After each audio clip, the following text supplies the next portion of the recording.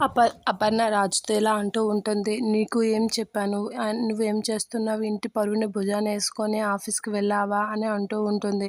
ఆ బాబుని ఆళ్ళ తల్లి దగ్గర వగ్గేసి రమ్మంటే, ఆ బాబుని ఊరల్లా తిప్పేసి మా పరువు తీయాలని చూస్తున్నావని అపర్ణ రాజుతో గట్టిగా అంటూ ఉంటుంది. ఆ మాటలకి రాజ్, మరేం చేయమంటావమ్మా? ఇంట్లో ఎవరు నువ్వే ఆజ్ఞాపించావు. అలాంటిది నేను ఇంట్లో బాబుని వగ్గేసి ఆఫీస్ వర్క్ ఎలా చూసుకుంటాను అని అంటూ ఉంటాడు. ఆ మాటలకి ఏంటి రాజు నువ్వేం చేస్తున్నావు అని అంటే, ఈ ఆఫీస్‌లో నిన్నెవరు ప్రశ్నించలేదా? ఈ బాబు ఎవరు అని అంటే, నా బాబు అని చెప్పాను బామ్మ అని అంటూ ఉంటాడు.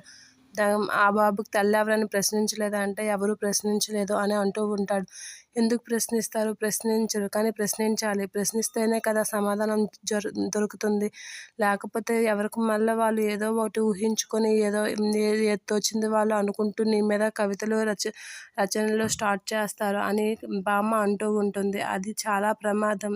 నీకు తెలుసా రాజు అని అపర్ణ అంటూ ఉంటుంది. దానివల్ల పెద్ద పెద్ద విధ్వంసాలే జరుగుతాయి ఇక్కడ అని అంటూ ఉంటుంది అపర్ణ. ఆ మాటలకి ఎవరు ఏమనుకున్నా నేనేం చేయలేనని రాజు అంటూ ఉంటాడు. ఎలాగవుతుంది రాజ్, నువ్వు సమాధానం చెప్పాలి అని బామ్మ అపర్ణ అంటూ ఉంటారు. ఆ మాటలకి నేనేం సమాధానం చెప్పలేను. మీరు ఇంట్లో ఉండమంటే ఉంటాను, లేదంటే బయటకు వెళ్ళిపోతాను. రాజు బిడ్డను మాత్రం వదిలేసి వెళ్ళేదే లేదు. తల్లి కడుపులో 9 నెలలు మోస్తే తరువాత తండ్రి మోయాలంటారు. ఆ బాధ్యత నేను ఇప్పుడు వదులుకోవాలనుకోలేదు. నేను నా బాధ్యత మీద ఉన్నాను. ఆఫీస్ పని అంటారా, వదిలేయమంటే వదిలేస్తాను. కానీ నా బిడ్డను మాత్రం వదులుకోను. కన్న బిడ్డను నేను ఎలా వదులుకుంటానమ్మా? నువ్వు నన్ను ఇప్పుడు వదులుకోమంటే వదులుకోగలవా? అలా అంటూ ఉంటాడు రాజు. ఆ మాటలకి తాతయ్య వాళ్ళందరైతే షాక్ అవుతూ, ఏంటి రాజు నువ్వు ఇంత దీనిగా మాట్లాడుతున్నావు?